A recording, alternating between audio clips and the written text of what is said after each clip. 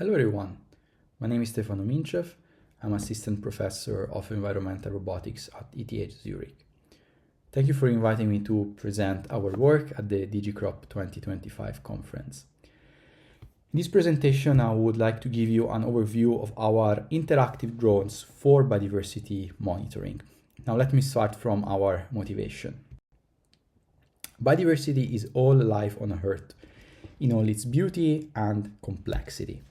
And all these facets of biodiversity are the basis for the ecosystem processes and products that are used by humans. So biodiversity provides basis for food, for medicinal products, for natural resources and other ecosystem services. And yet we have been eroding biodiversity at an unprecedented rate. Now this is a problem because there is a concrete risk of reaching a tipping point and everything will eventually collapse. I believe that even more problematic is that we often do not have the knowledge, the tools, the technology to gather data on biodiversity at relevant ecological and political scale, to set thresholds, targets, and also to monitor restoration progress. The methods that you've been using to monitor biodiversity are very labor intensive, is often dangerous to access some of the environments that we need to survey. They're also invasive. For example, fogging kills all arthropods and it's not perhaps very much sustainable or ethical for long-term biodiversity monitoring. Furthermore, most of the techniques are species-specific. These lead to a very large fragmentation and also logistical difficulties for field deployment because many tools needs to be brought in the field. Now, historically, this has led to a trade-off between accuracy, spatial and temporal resolution of biodiversity survey that we want to overcome by combining environmental DNA and robotics technologies. Now, what is environmental DNA? Every living organism leaves a trail of genetic traces in the environment. This is the so-called environmental DNA. Living creatures are continuously shedding genetic materials in the environment from skin, hairs, and feces. And these traces are a bit everywhere, in the water, on surfaces, or even in the air that we're breathing right now. So they can be collected by, taking some water or by swabbing vegetation. They are then extracted and then sequenced in a lab to be associated to the species they come from. Now, this is very exciting because multiple species can be detected from a single sample, providing a broad taxonomical coverage across the three domains of life. Sampling techniques are non-invasive and also eDNA has a very high sensitivity. So it's very effective and very interesting, especially to detect pest or invasive species. And I will go back to this point at the end of my presentation.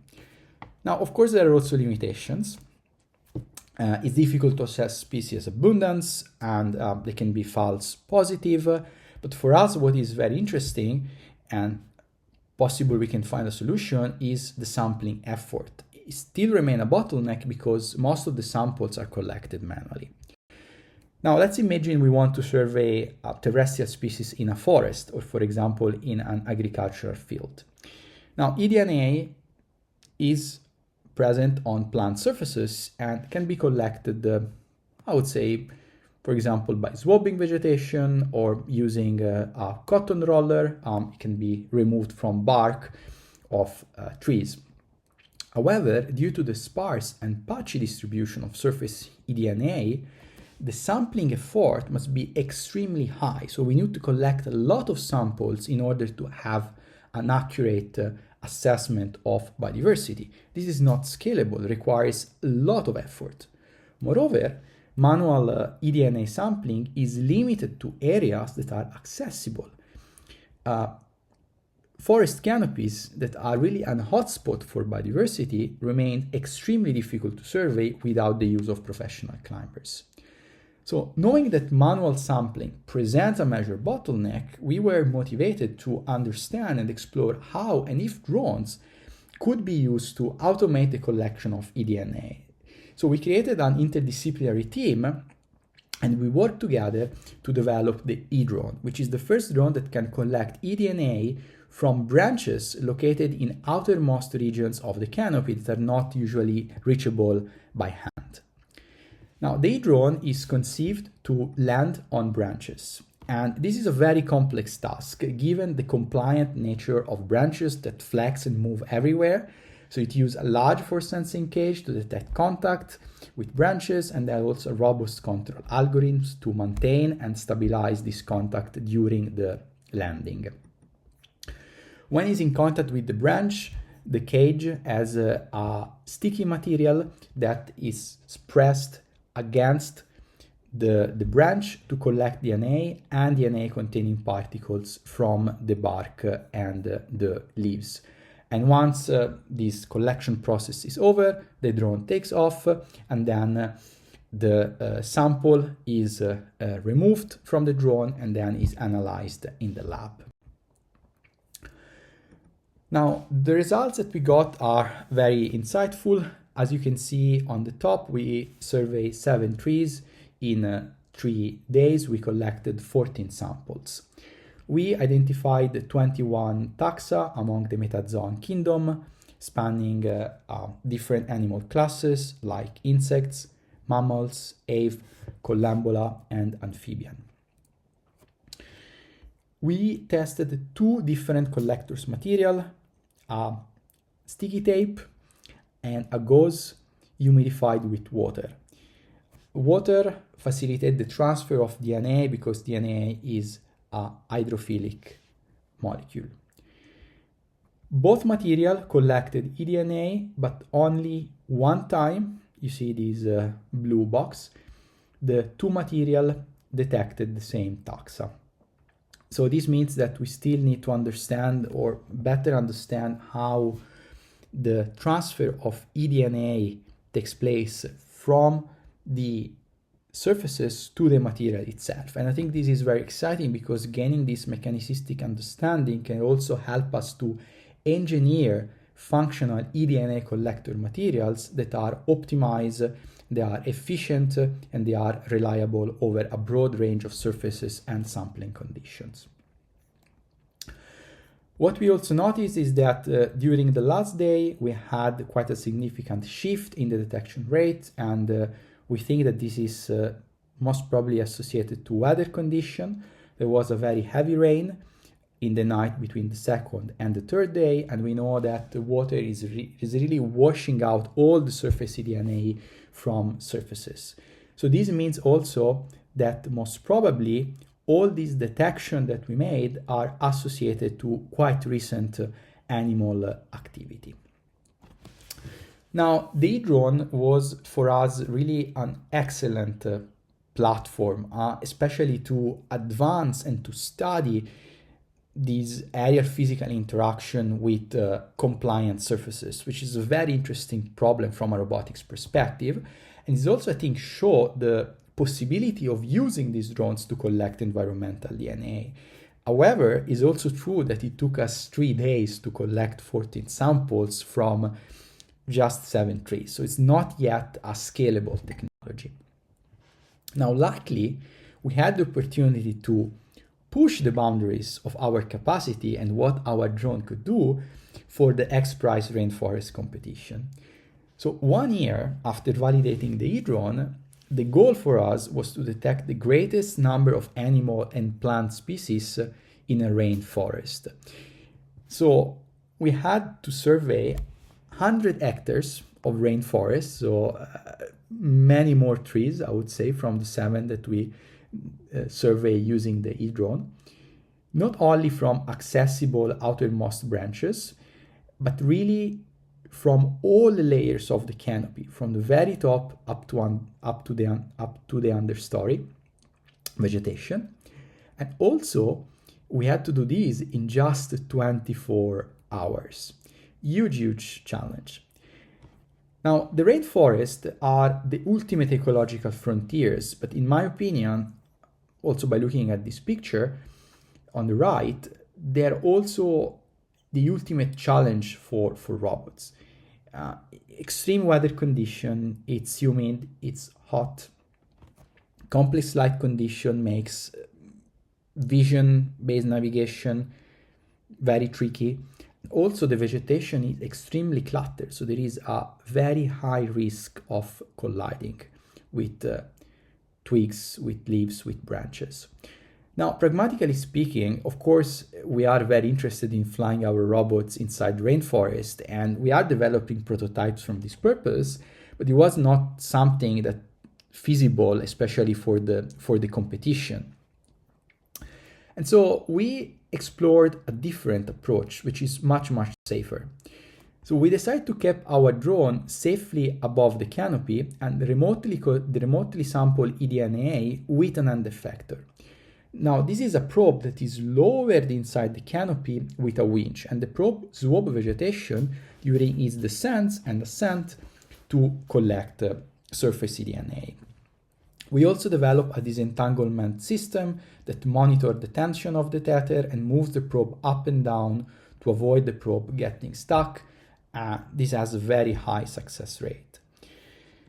What is interesting, I think, about this strategy is that the density of the vegetation now is becoming an asset, not anymore an obstacle, because it increased the probability of encountering and touching plant structures from where we can collect eDNA. So the probe leverage the density of the vegetation to its advantage. Now, the probe is a field-ready solution for eDNA sampling across multiple layers of the canopy. Through our test, we were able to lower the probe up to 50 meters down inside the canopy and to collect even samples from the ground. eDNA is collected with this tear-resistant fleece. You can see in the picture before and after with signs of biological materials that has been collected. The mechanical stiffness of the fleece is optimized. It's basically a trade-off. So the fleece is stiff enough to swab vegetation by applying a force of around 1 Newton to facilitate mechanical transfer of DNA from the surface to the collector material. But the fleece is also soft enough to traverse gap in the vegetation of around 5 centimeters, which is 1/3 of the diameter. So this basically provides a passive mechanism that minimizes the risk of entanglement, that adds to the active push and pull of the tether and makes the eProbe collection system extremely safe. So really minimal to almost zero risk of entanglement. So this, the eProbe is also a fully autonomous eDNA sampling solution, and we have basically the possibility to specify sampling mission through waypoints. Now, this is the results that we got from the survey that we performed in Singapore during the semifinals of the competition. There we flew for around 12 hours and we collected around 10 samples. For each sample, we touched vegetation around, on average, roughly 100 times, and we were able to detect a total of 152 metazoan, mainly invertebrates. We also detected 1 mammals. You can see here. This is not surprising because the primer that we used for the analysis of eDNA were designed to target mostly metazoan invertebrates. We detected the arboreal organism. I already mentioned the macaque here, but also ants and termite species, and also organisms that feeds on plants. Probe 6, 8, and 9, they all contained collembola, corroborating the capacity of the eProbe to really reach the forest floor, collect samples from the forest floor, as collembola are non-soil associated organisms. Now, to conclude this sort of a section on the X Prize competition, Now, rainforests are a very hyper-diverse environment. So to maximize the number of detection of animal and plant species, we deployed multiple sampling strategies beyond eDNA sampling. We used drones for remote sensing to visually identify plant species. You can see here some examples. And we also used drones to deploy what we called canopy rafts. So these are sensorized platforms that remain overnight on the top of the canopies. And they are equipped with light trap, with sticky traps to detect insects, but also integrate microphones to record the sound of birds, bats, and also amphibian. This gave us a very rich biodiversity signal, but what I want to highlight here is also the Swiss Army knife approach, where each survey technique was performed by a single drone platform. And this makes our biodiversity monitoring approach highly integrate, but also simplify a lot the logistics of its field deployment, because we only need to bring with us in the field a single drone platform. Now, XPRIZE was a competition, and so I'm very proud to say that we are one of the winning team out of the more than 300 that entered this competition. And now to conclude my presentation in this last part, I would like to switch a bit the focus from forest to agricultural fields. Now, agricultures can be described as one of the largest geoengineering measures in human history. Is also one of the main drivers for deforestation and for biodiversity loss. And at the same time, through agriculture, we can make significant contribution to the protection and to the promotion of biodiversity. And I believe that all of the knowledge and the system that we developed to survey biodiversity in forests can have also a very important impact and application in sustainable agriculture. Now, one of the key challenges in sustainable agriculture is the early detection of pests and invasion in order to have a rapid and effective intervention to reduce crop loss, we can see here, but also to optimize the application of pesticides and fertilizer, thereby also minimizing environmental impact and also potentially impact to biodiversity. Now, aerial robots in this domain are mostly used for imaging. So they fly over the fields and they capture hyperspectral, multispectral image.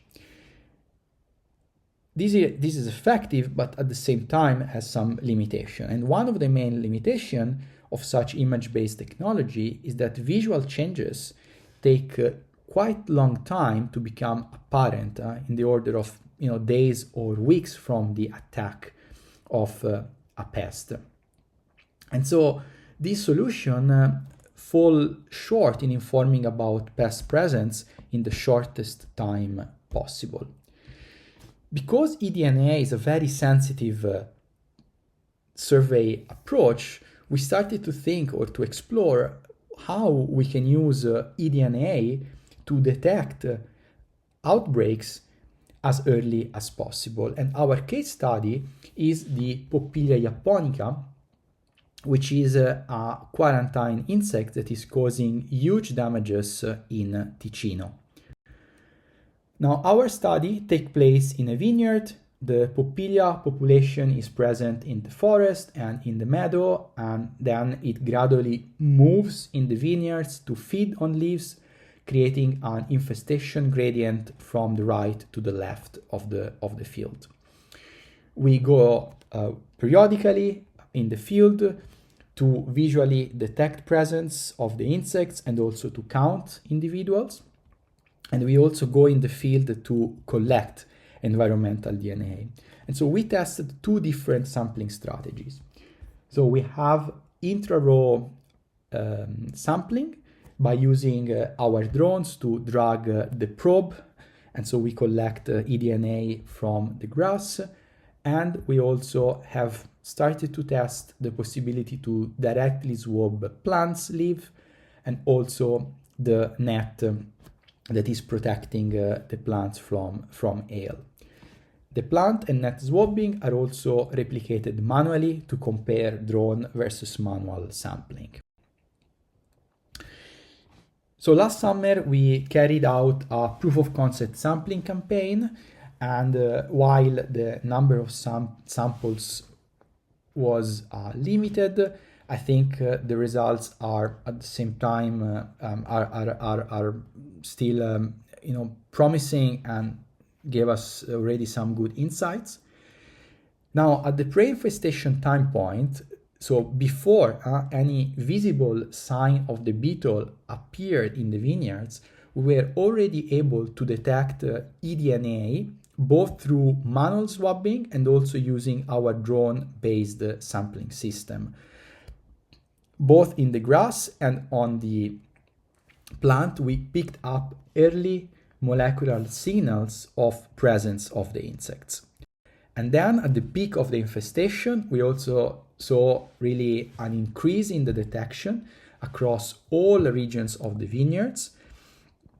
Of course, here we see that manual swabbing was more consistent than drone-based sampling, which tells us that we need to improve the way we use our drones to swab the plants. And of course, again, so these are very few data point, but they're also very promising, and I think they kind of reinforce this potential or the interest that we have on eDNA-based monitoring for early warning systems.